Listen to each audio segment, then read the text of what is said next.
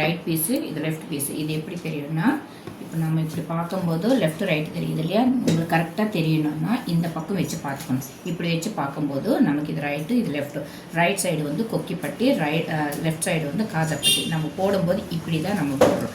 So அப்படி போடும்போது என்ன ஆகும்னா, ரைட் சைடு வந்து ஃபுல்லாக உள்ளே போயிடணும். அந்த இது வந்து கொஞ்சம் வெளியே வரணும் காஜா தைக்கிறதுக்காக. இப்படி மாற்றிட்டீங்கன்னா இங்கே 3 இன்ச்சஸ், ஓகேவா?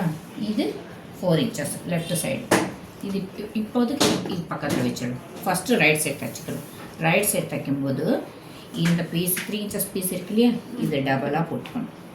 டபுளாக போட்டுட்டு மேல் பக்கம் வச்சுட்டு ஒரு 1/4 இன்ச்சு கேப்பில் நம்ம தையல் போட்டுக்கணும்.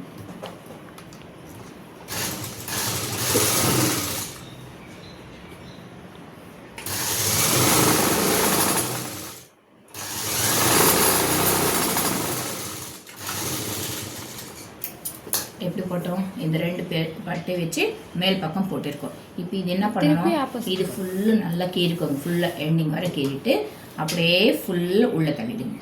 எங்கே நம்ம கேப் எதுவும் விட வேணாம். இப்போ வச்சதுக்கப்புறம் நமக்கு எப்படி வரும்? இங்கே உள்ள இந்த மாதிரி அப்பீரியன்ஸ் காட்டும். இப்போ எண்டிங்கில் ஒரு டைல் போட்டுடலாம்.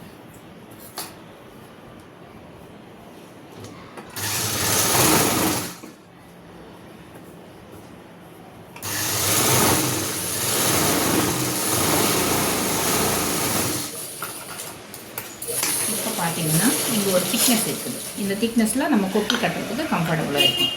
இது வந்து இந்த எக்ஸ்ட்ரா குட்டியாக இந்த லைட்டாக இங்கே கட் பண்ணி எடுத்துக்கோங்க நீட்டாக. முடிஞ்சுதா? நெக்ஸ்ட் வந்து லெஃப்ட் சைடு இருக்கும்போது நம்ம 4 இன்ச்சஸ் வச்சுருக்கோம். 4 இன்ச்சஸ் கூட நீங்கள் என்ன பண்ணணும்னா இங்கே சிங்கிள் பீஸாக வச்சுக்கோங்க. சிங்கிள் பீஸாக வச்சுட்டு ஒரு லைன் போட்டுடலாம். இதில் இன்னொரு மெத்தடும் இருக்குது. அப்புறம்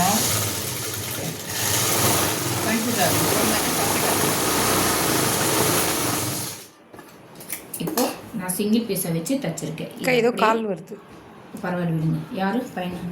இது நம்பர் 33 லாஸ்ட் 433. அதெல்லாம் எனக்கு தெரியாது.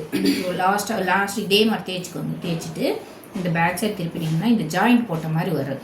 இப்போ என்ன பண்ணுறீங்கன்னா இது கொஞ்சம் பாதி போட்டு இது பண்ணிவிட்டு நீங்கள் போடும்போது இந்த மாதிரி கீறிக்கணும். இந்த மாதிரி கீறினா கொஞ்சம் ஓரளவுக்கு சப்போர்ட் கொடுக்கும். இது அப்படியே இது மேலே வச்சுட்டிங்கன்னா இப்போ என்ன ஆகும்னா கொஞ்சம் எக்ஸஸாக நமக்கு வரும். இது வந்து ஃபுல் அண்ட் ஃபுல் உள்ளே போயிடும். எதுவுமே எக்ஸஸ் வராது. இது வந்து கொஞ்சம் எக்ஸஸாக வரும். எதுக்காக இந்த எக்ஸஸாக வரணும்னா இது எடுத்துன்னு வந்து இது மேலே வைக்காது. இது கொக்கிப்பட்டி காஜாப்பட்டி என்னன்னா காஜாப்பட்டி கரெக்டாக பாருங்க. நான் அதில் தான் நிற்கிறேன். இது இருங்க, அங்கே வீடியோ போயிடுறேன் சொன்னீங்க.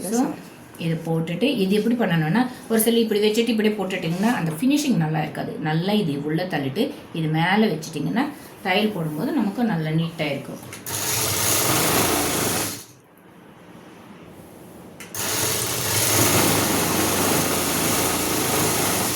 இந்த எட்ஜஸ்ட்லாம் நீங்கள் தையல் போட கற்றுக்கணும்.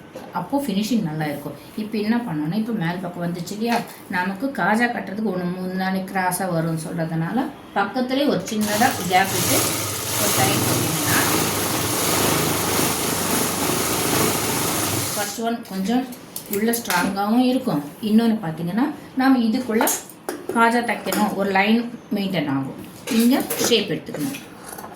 எடுத்துக்கிட்டோன்னா இப்போ பாருங்கள், இது அப்படியே எடுத்துன்னு வந்து இது மேலே போட்டுடணும். இது கரெக்டாக இருக்கா செக் பண்ணணும். இப்போ வந்து ஓகேவா?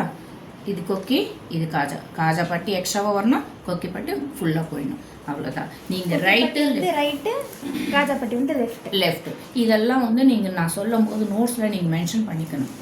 சரியா? அது மென்ஷன் பண்ணிக்கிட்டிங்கன்னா நீங்கள் நோட் புக்கு திறந்து வச்சுக்கோங்க. அங்கே முன்னாடி வச்சுட்டு நீங்கள் பண்ணணும். கிளியராக இது எடுத்து